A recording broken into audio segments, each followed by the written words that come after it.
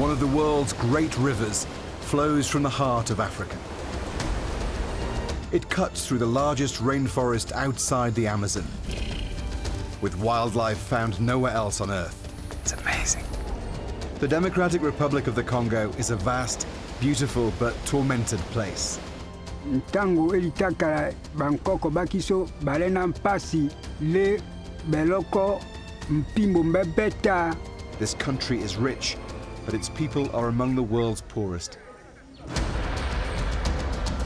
For centuries, its resources have been plundered and it's been ravaged by war. From here, you cannot find anybody. They start going, all of them. They will disappear here soon. The violence goes on, and now it's plagued by Ebola. But some change is coming to this country the size of Western Europe. With elections finally on the horizon, we're setting off on a long and challenging expedition to follow the Congo into the heart of Africa.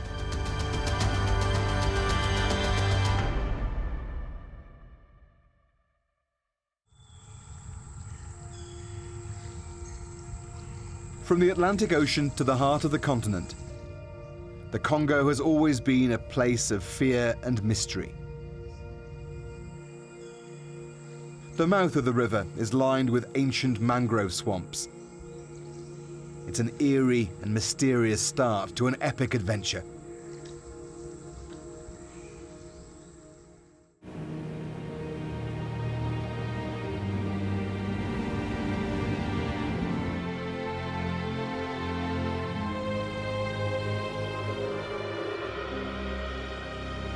Well, this is the point where the Congo River and the Atlantic Ocean meet. Next step is Brazil. It was 1482 when the Portuguese were sailing past this coast and they noticed this surge of brown water and realized there must be a river here. That was the Congo, and this is the direction they took.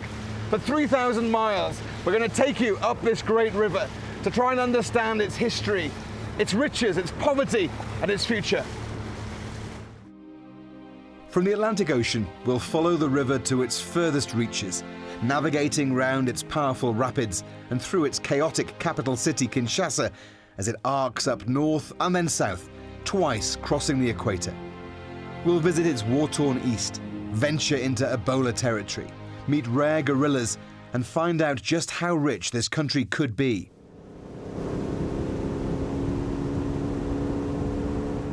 As they sailed up this first stretch of river, the Portuguese must have dreamed of the great riches that lay ahead. They found a well-organized society, the Kingdom of the Congo, open to their offers of trade. But less than 100 kilometers inland, they hit an obstacle that it would take centuries to get around. The rapids. A series of steep cataracts make this stretch of the Congo impassable by boat. And so this port, Boma, became a European center of trade. Guns and goods came in, ivory and slaves went out. These odd monuments in the town reflect that past. It's not a great likeness, but that's Henry Morton Stanley, the first European to travel the Congo from its source to the sea. Stanley was a Welshman who took 999 days to travel here from the eastern coast of Africa. It was an epic journey and opened up the interior of Africa for exploitation. Le voyage de Stanley avait un but.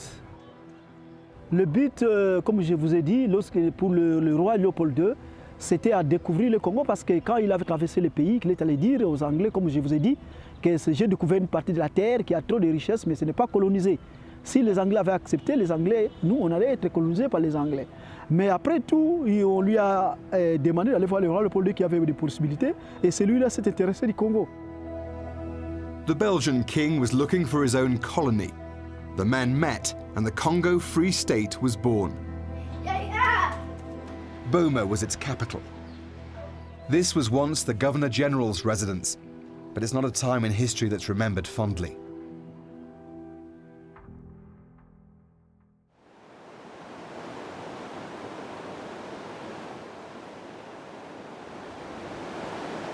The powerful rapids that had been the obstacle for so long remain impassable today.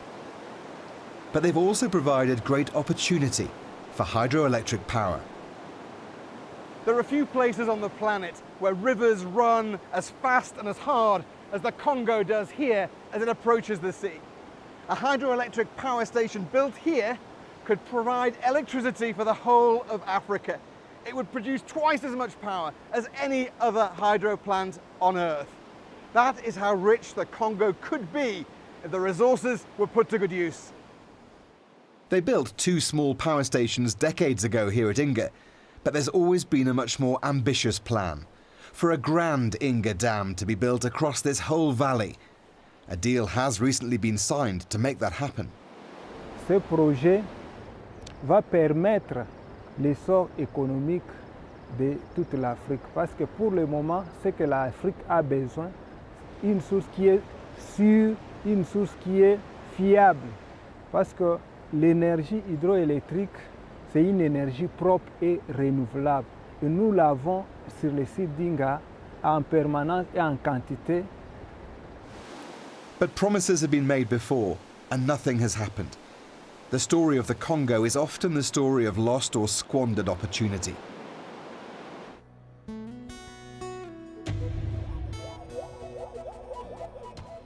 To get around the rapids means we need another form of transport.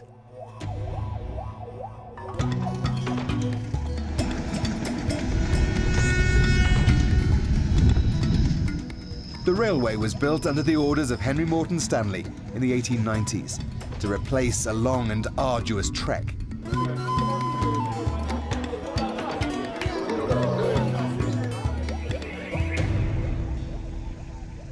Around that time, Joseph Conrad walked the route to become a steamboat captain upriver.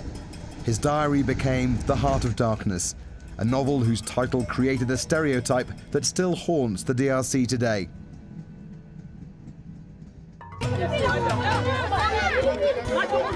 The trains only run once a week after being derelict for years. It's an opportunity for the villagers along the way to sell as much as they can in a 5-minute mobile market.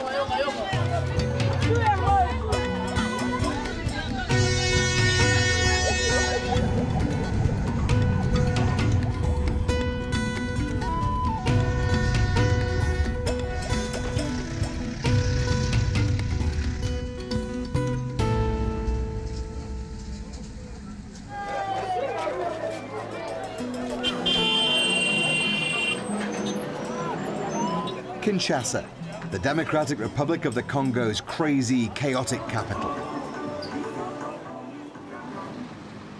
Joseph Kabila has been president since 2001, but 2 years after delayed elections, he's standing down. Kinshasa is one of Africa's biggest and fastest growing cities. It's big and brash and bossy.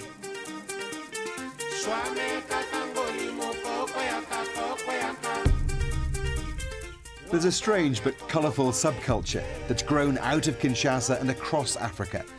The sapeurs, who put their confidence on display. Comme on a eu Micho la princesse, naza sapeur nazala ana Congo, un défilé à léopard de la SAP. Princess is getting ready for a night out. The French acronym SAP, SAPE, stands for the Society of Ambience Makers and Elegant People, and she certainly fits the bill. Vous comprenez? Naza mamu tema be mambo ilamba pone ilamba donc na ko tambula nanga na vai nanga bonaza na bino normal. Mais so na sina lati déjà Japon mo na sanjaka déjà tidia o senti pena ke donc tam so na lati mapangu na nzoto nanga. But muso ba osumba mituka, muso ba osumba mapangu minga na ozo mbonga osumba lupangu na osumba on ilamba. Na on pesa ngo idéologie fona za nango fier. Comprendre?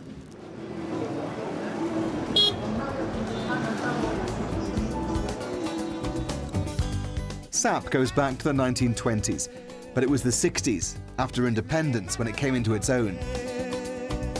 When the musician Papa Wemba championed an extravagant dress code in direct opposition to the country's leader. President Mobutu decreed Western attire a symbol of colonialism, and it was forbidden. Today, thousands of Congolese sapeurs like Princess celebrate the art of dressing well.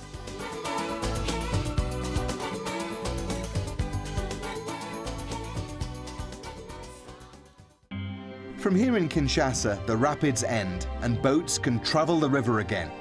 And so begins our long arc up to the equator and to Bandaka to explore life on the river at the first major port.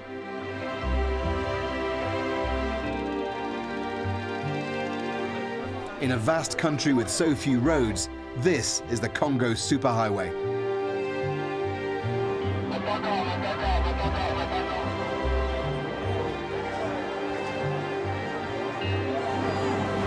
Well, this is how people get around a country the size of Western Europe with very little infrastructure connecting it. When there's a huge river, they go by barge. These go all the way from Kinshasa right through to Kisangani, hundreds of miles with many, many stops along the way. And they're like small villages. People eat here, sleep here, they brave the elements and the mosquitoes here as well. And there used to be many, many more of these decades ago. The journey this far has already taken 2 weeks, and there's at least another week to go. They've been delayed here days by a dispute over unpaid duty on some of the cargo. Bureaucracy and the corruption that comes with it is a blight across the DRC. As long as you've got money, everything's fine.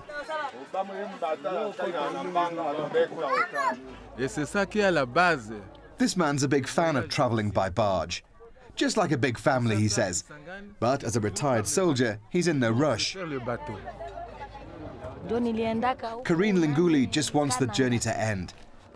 Her husband recently died. She's disabled and has run out of money to buy food for her kids on the boat. She's heading for a new start, with a Bible by her side.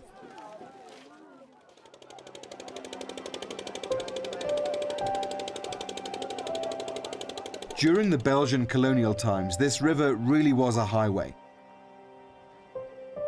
Among the traffic were luxury steamboats. The remains now lie rusting along the banks. The workshop's quiet. In many ways, the Congo has gone back in time.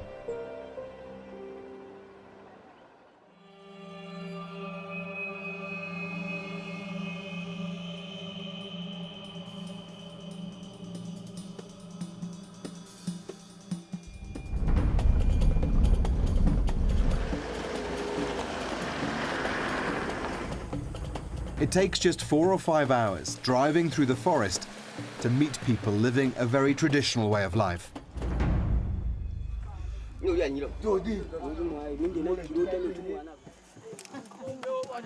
This is Boyanga village.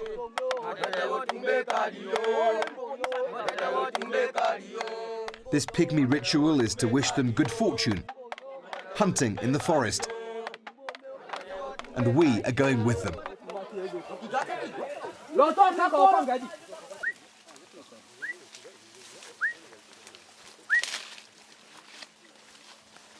They're looking for wildlife and useful plants along the way.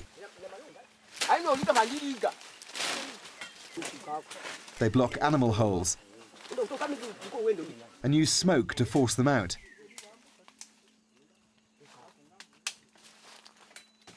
It's the way they've always hunted. But a century ago, King Leopold discovered there was something in the forest worth a huge amount of money. Rubber. This white sap from the wild rubber vines could be collected and made into tires for bicycles and then cars. But before rubber plantations industrialized the process, this was the only source, deep in the forest. And so the pygmies were made to collect it.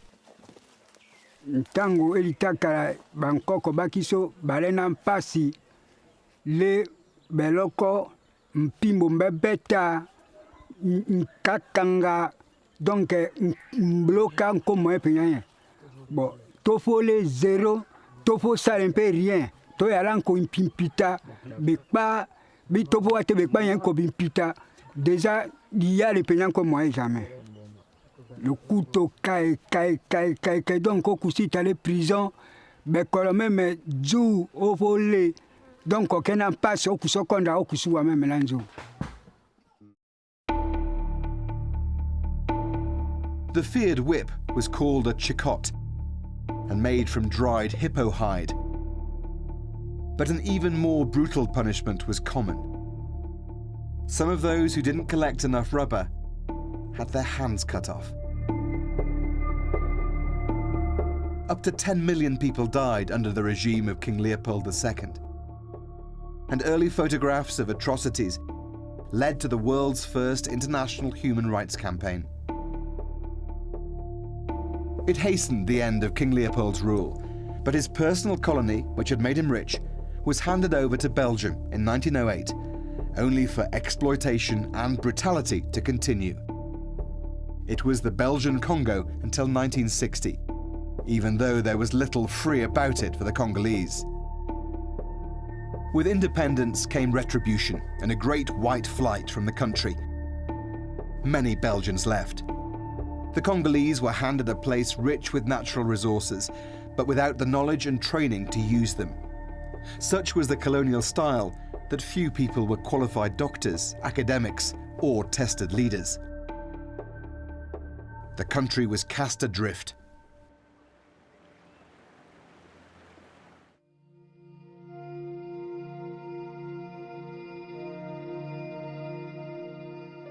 The rainforest is perhaps the Congo's most precious asset.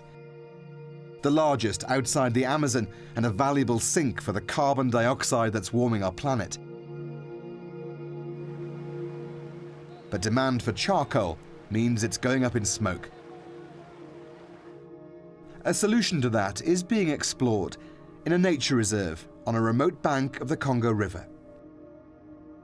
Yangambi was the world's largest tropical forest research station. Hundreds of expats and their families lived and studied here until they left in the Congo crisis. At that point, everything ground to a halt.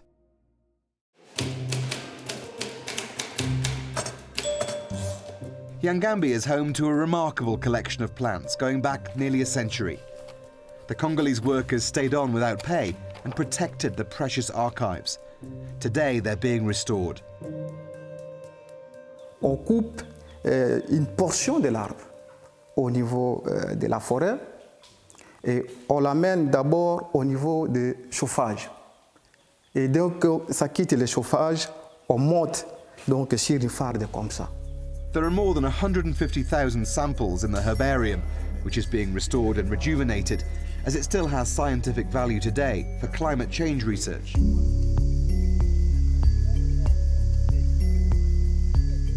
They're planting fast-growing trees to be turned into charcoal instead of the rainforest. And there's a bigger plan to generate electricity from biomass, burning an old, unproductive rubber plantation and then using these new trees to create a sustainable source of fuel. It's the usual balance between conservation and economic growth, and it's a battle being fought along the length of the Congo.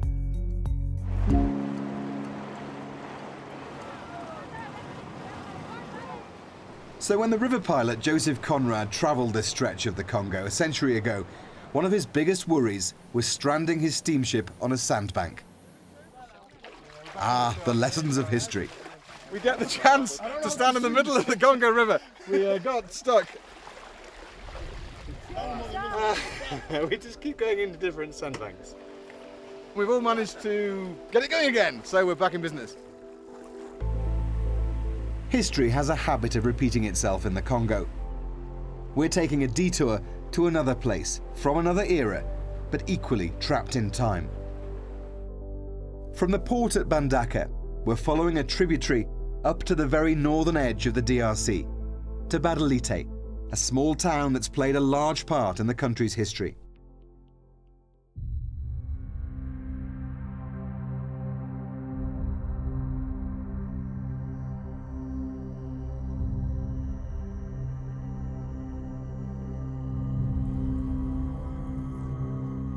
This strangely haunting place was the home of the man who ruled the Congo for more than 30 years.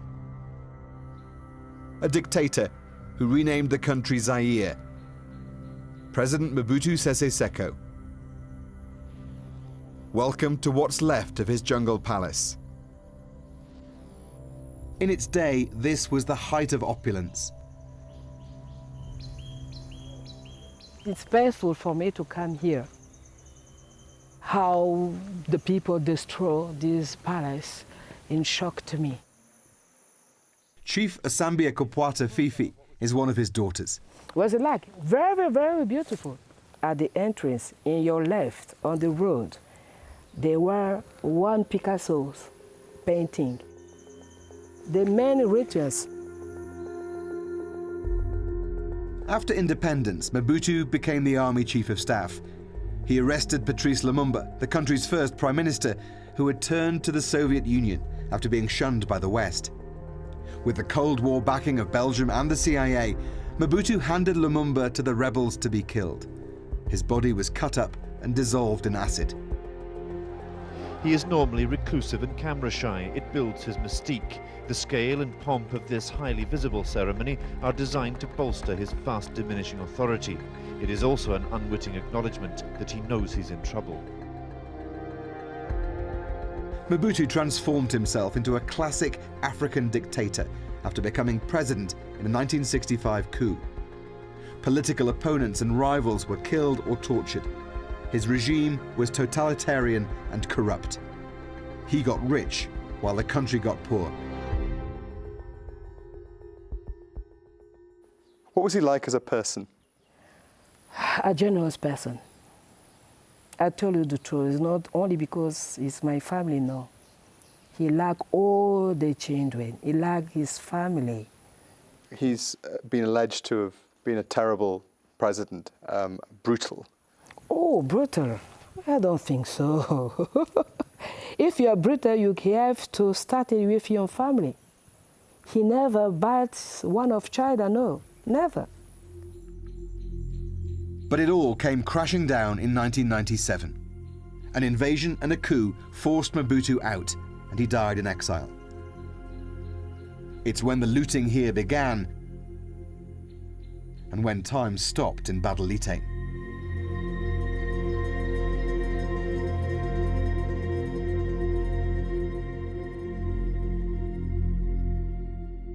This international airport was built in the middle of a jungle. It was a vanity project. That was a plush VIP reception area. This, a huge terminal. Concorde landed here, bringing in luxury goods like pink champagne for then-President Mobutu. Today, it's just a shell. The money just dried up. This distant town on the edge of the country owed its privileged position to one man, and he'd gone.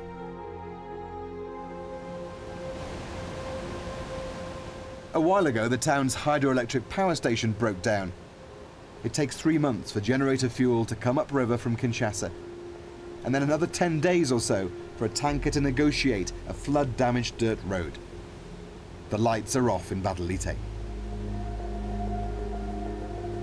But we have to get back onto the river and head upstream, past Yangambi and on to Kisangani, the end of the line for river traffic, where rapids block the way, but once again provide an opportunity.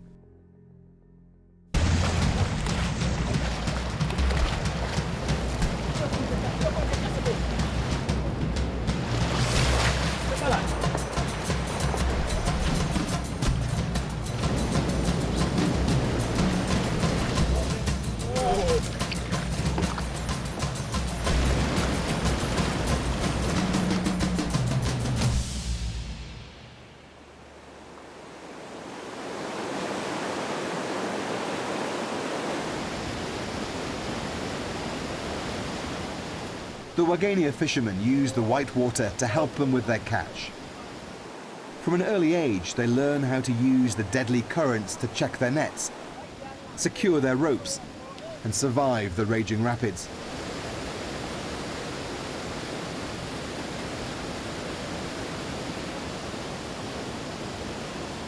These huge wicker baskets trap the fish. So when the water's really high, there are hundreds of these guys out here with hundreds of these nets, and they're pulling in huge fish. The water's not as high at the moment. You can see how dangerous it is today. Imagine when this is in full flood. It's crazy. They're brought up from little kids to do this, and they do it very skillfully.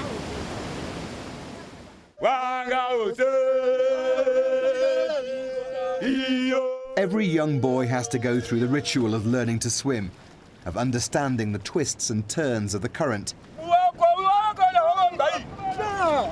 It's his first plunge into a tough life on the river. It was touch and go, but eventually he made it to safety.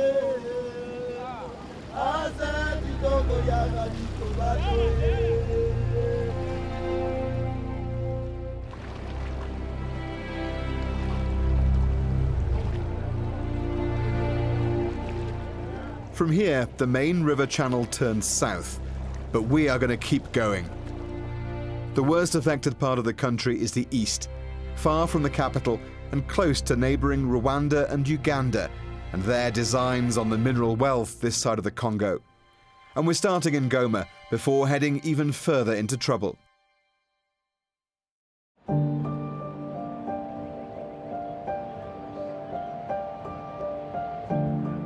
This city is home to a towering active volcano. This region is the epicenter of wars which have raged for the past 2 decades. Millions of people died in the fighting and in the humanitarian crisis that followed. Scores of armed groups are still active in this region today. You have these local conflicts that often displace hundreds of thousands of people, and there's an active Ebola outbreak. Welcome to the Eastern Congo, and this is where things are going to start getting dicey. The violence here started after the genocide in Rwanda in 1994, as Rwandan troops followed the killers over the border. Rebels backed by the neighbours marched on the east and kept going. By May 1997, Mobutu was out, and mob justice was turned on his enforcers. His successor was the rebel leader Laurent Kabila, the warlord turned statesman. Je jure fidélité à la nation.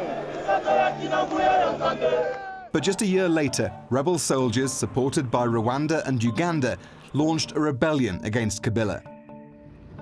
Swift regional diplomacy and the offer of mining rights brought him Zimbabwean, Angolan and Namibian support to drive out the Rwandan-backed forces. It turned one country's crisis into a regional war. Over the years, millions died. Millions more were forced from burned homes. Despite a peace deal, militants splintered and spread.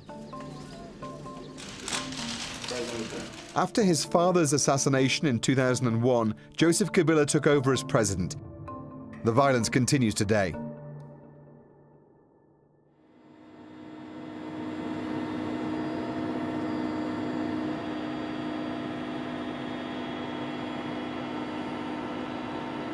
We're flying with United Nations peacekeepers into one of the most dangerous parts of the country, Beni, in North Kivu.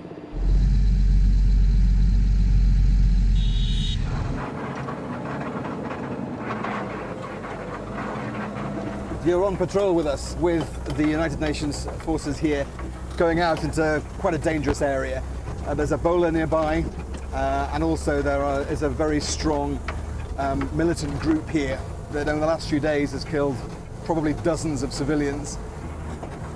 The group is called the ADF. They're a group that have been around 20 years, and they're living in the forests. There's huge impenetrable forests just to the east of this area. They act in there, they do hit and run attacks, they kill civilians, they target UN vehicles like this one, and they target the local Democratic Republic of Congo forces as well. So we're going to a village, and then we're going to get out, walk around, see what happens. They just want to show that they're here.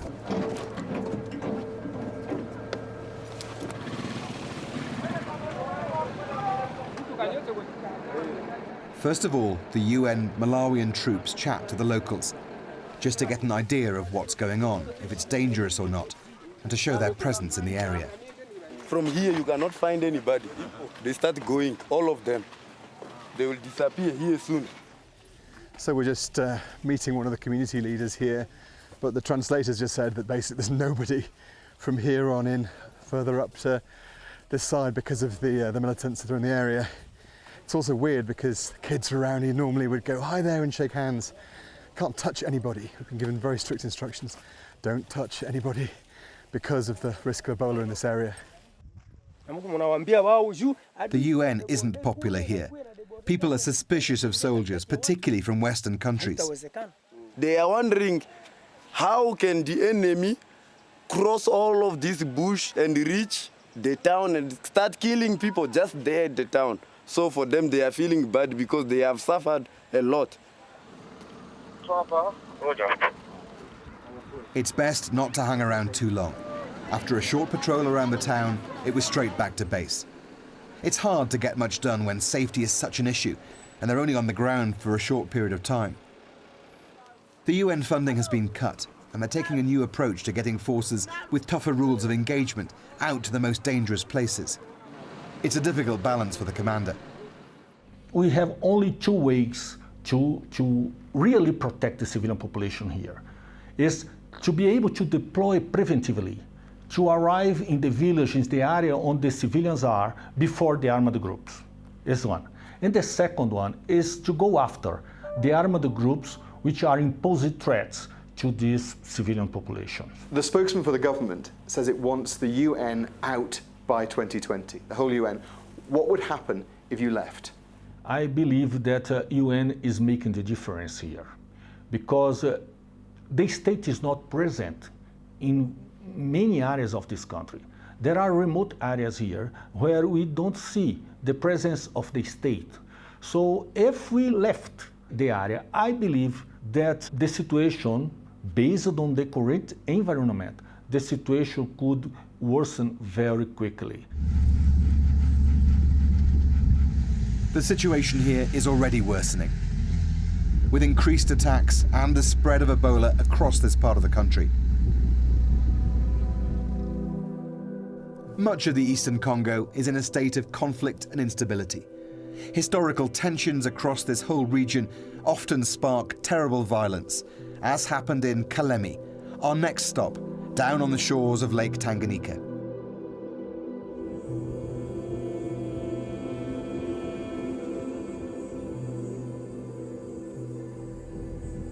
When situations worsen in the DRC, this is what happens. People get forced from their homes into camps. 2 years ago, a row over sharing a bowl of forest caterpillars sparked violent clashes between pygmies and other ethnic groups. Inflamed by the politicians, it displaced 750,000 people.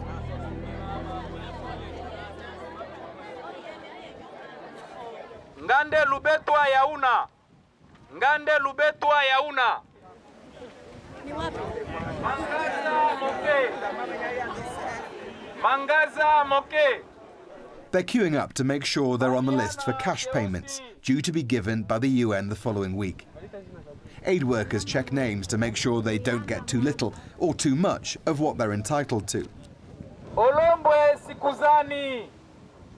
There are still many of these camps scattered across the town after the ethnic-based violence erupted into a brutal tit-for-tat of attacks. It's still too dangerous for most to go home, and terrible things were done by both sides. We met Estelle. One morning, the war came to her village without warning. Si tulikimbia vita Bambote. Tulikuwa naikala paka mgini yetu tuko na lima. Joba vita Bambote na kuwe katutokelelea pale. She was abused by them. They killed a woman and 3 men in front of her. Bakana sikule vile baka tutesa bisiki balipenda. Si bana mke bawili tulilalwa. Au takatala. Unaona kitumba kya mwenjako hivi bana kata singo bana tupa. Tuko naangalia si tukachunga kietu kifu. Ule kumulima kwa balipandaka na sie. Ndio kuwa bibi yabo. Nasikia. Aparti nitendwa tule kitendo tumbe na nilumaka ya hajabu. Huku hivi sipendaki hata kukutana na mwanaume. It took Estelle 2 months to walk 200 kilometers to escape the fighting. She now has little to feed her 5 children. Her 4-year-old twins died here.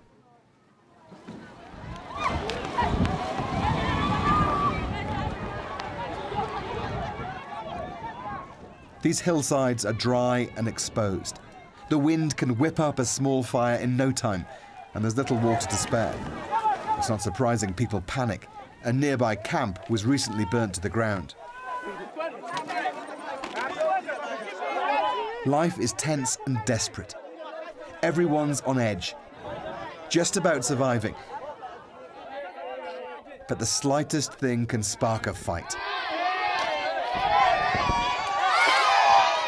This was over those burnt possessions.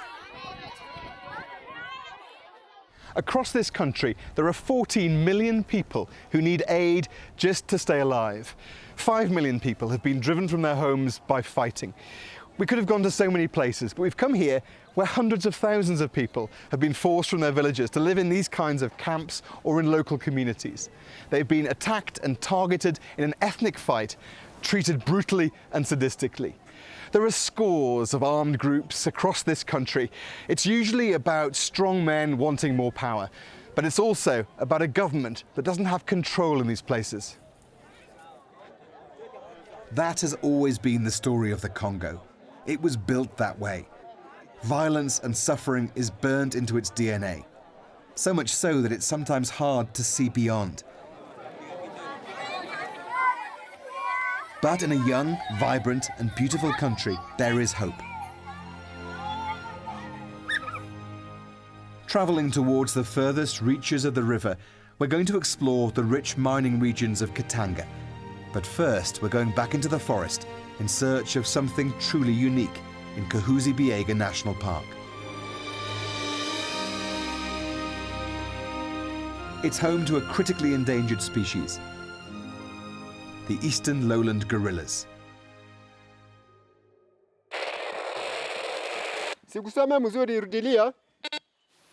There are many gorilla families scattered through this forest, but 4 have been habituated.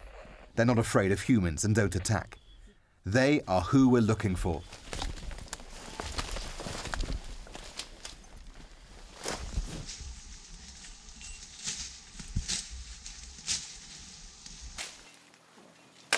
There is bamboo shoot here. It's the time of year when the gorillas feed on bamboo. We're following the mess they leave behind. They've been here. It's 10 minutes here. Really? Yes, 10 minutes? 10 minutes here. They've been here.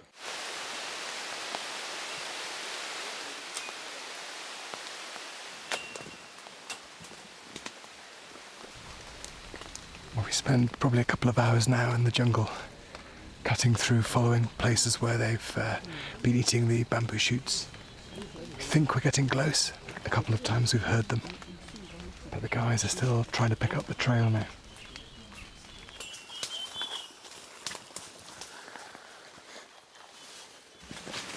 It's through here.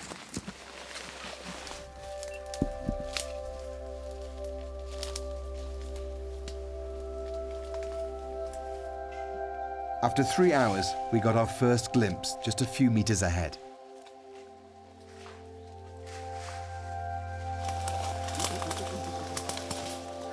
There's another one as well.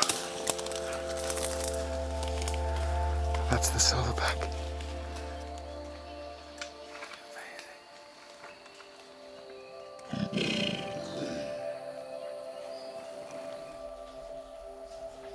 The young ones caught us by surprise, coming so close.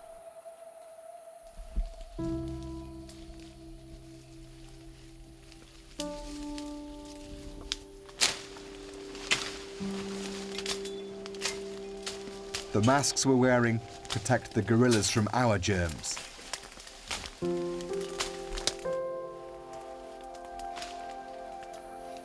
It's amazing. There are probably fewer than 5,000 eastern lowland gorillas left in a fraction of the land they used to inhabit.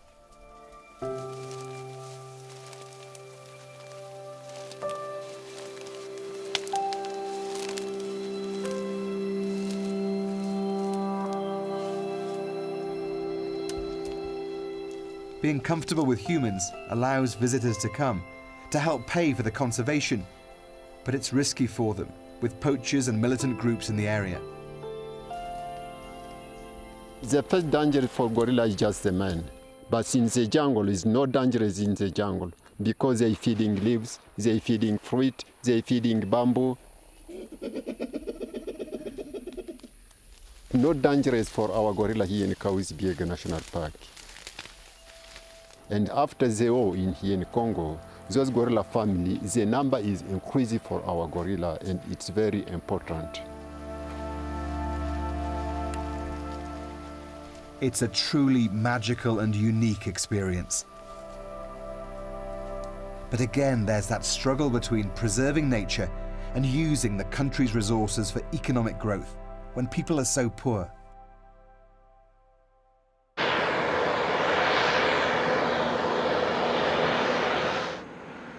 The Congo's mineral wealth is a freak of nature. Its earth is packed with metal ores like copper, coltan and cobalt, gold, diamonds, uranium, with vast seams in this part of Africa.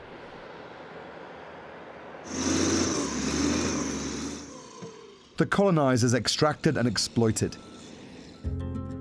Many bullets fired in the First World War came from Congolese metal, and the uranium for the bombs that ended the Second came from here.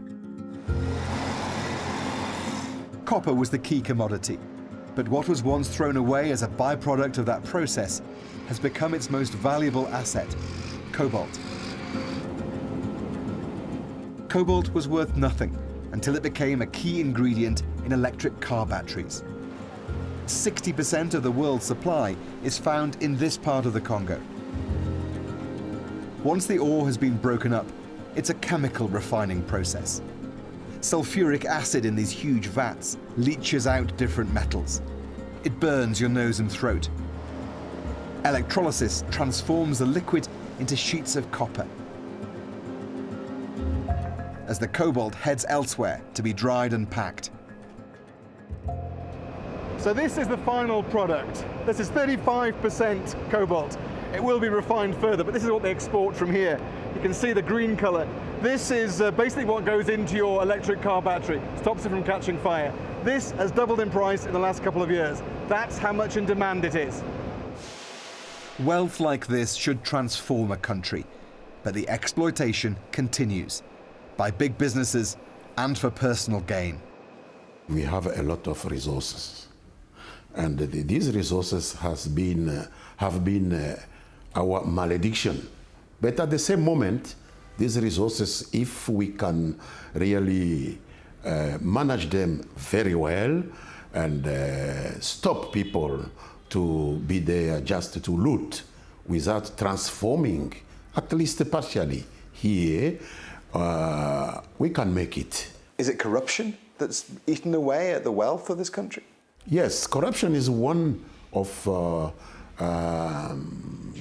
challenges among which we have to deal with. And the corruption also is a bad habit we have inherited when we got independence. The bad habits have to be fought, and it is one of our main program.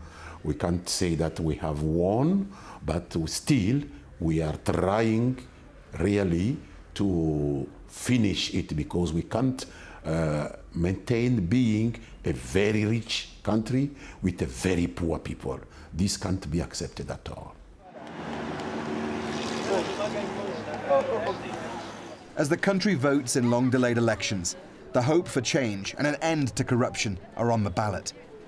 But there's fear the process won't be free or fair. Controversial electronic voting machines are being used, and some opposition leaders have been barred from standing.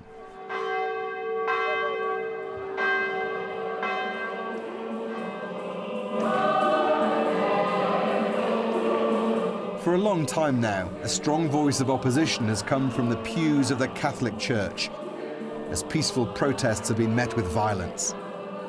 Many critics have been forced underground, which is why we had to secretly meet a couple of young activists from a group called Lucha, or Struggle for Change. Le 3 septembre, j'avais été torturé. Ghislain Mahiwa was jailed for 6 months for leading illegal protests. He says he was recently beaten so badly, he spent 3 days in hospital. Nous sommes aujourd'hui en train de nous battre d'abord pour qu'il y ait une alternance démocratique au Congo et qui doit passer par de bonnes élections, des élections où il n'y a pas d'exclusion, des élections où il y a la sécurité, mais des élections avec un fichier fiable, parce que le fichier que nous avons aujourd'hui, ce n'est pas un fichier fiable. Il a 16% des électeurs fictifs. They arrived separately. They were nervous, and we had to do the interview quickly. It's dangerous here to speak as openly as this. Et nous exigeons la paix en RDC, partout dans nos villes, dans nos communes, dans nos périphéries, dans nos villages, parce que ce que nous voyons aujourd'hui, à cause de la guerre, il y a des femmes qui sont violées chaque jour. Nous enregistrons de femmes qui sont violées. Il y a les enfants qui sont enrôlés dans des groupes armés.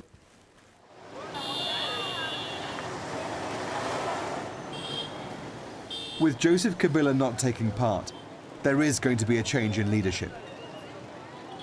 The majority hope it will be for the better, that the huge potential of the Congo will finally be realized.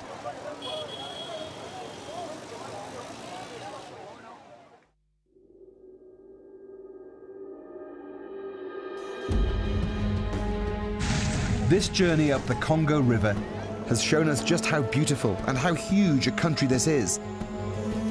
How rich it is in so many ways. History has been cruel to the Democratic Republic of the Congo, exploited by the early European explorers, by Belgium and its cruel king, and then through the last 6 decades of greedy Congolese leadership and war.